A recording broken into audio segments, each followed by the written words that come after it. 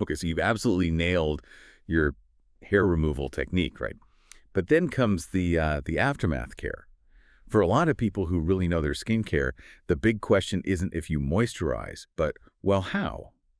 Are you reaching for a serum, or is an oil the better bet? Mm. So today, in our deep dive, we're looking at your sources to, cut through some of that confusion. We want to clarify what each of these really brings to the table post-removal, especially if you're fighting those, frustrating ingrown hairs. Exactly, and that really is the core issue, isn't it? It's not just about slapping something on. We need to understand, like, how do these two very popular products actually work with your skin, and why does that difference matter so much when we're talking about preventing or even treating ingrowns after shaving or waxing? Getting that fundamental mechanism clear, that's really key to choosing wisely for your own routine. Okay, expert, let's dive into serums first then.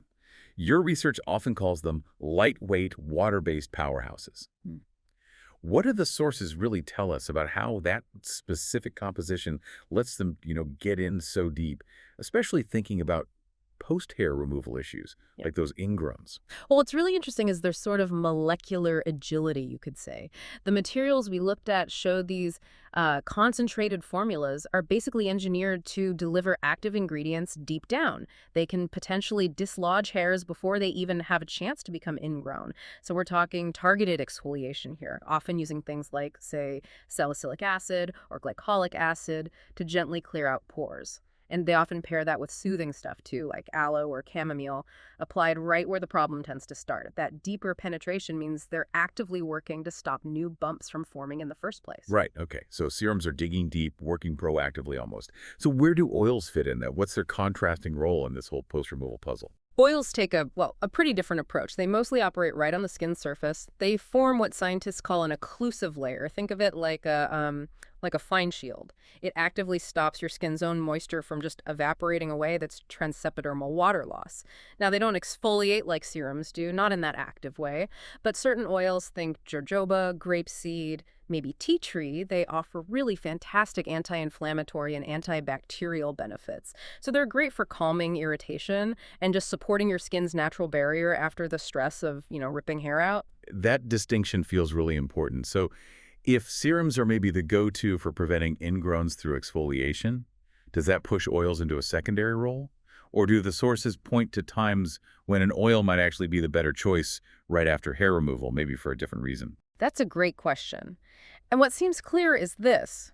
While certain serums, let's call them repairing serums, actively work to prevent new ingrowns by tackling the cause, barrier oils really shine when it comes to soothing skin that's already irritated.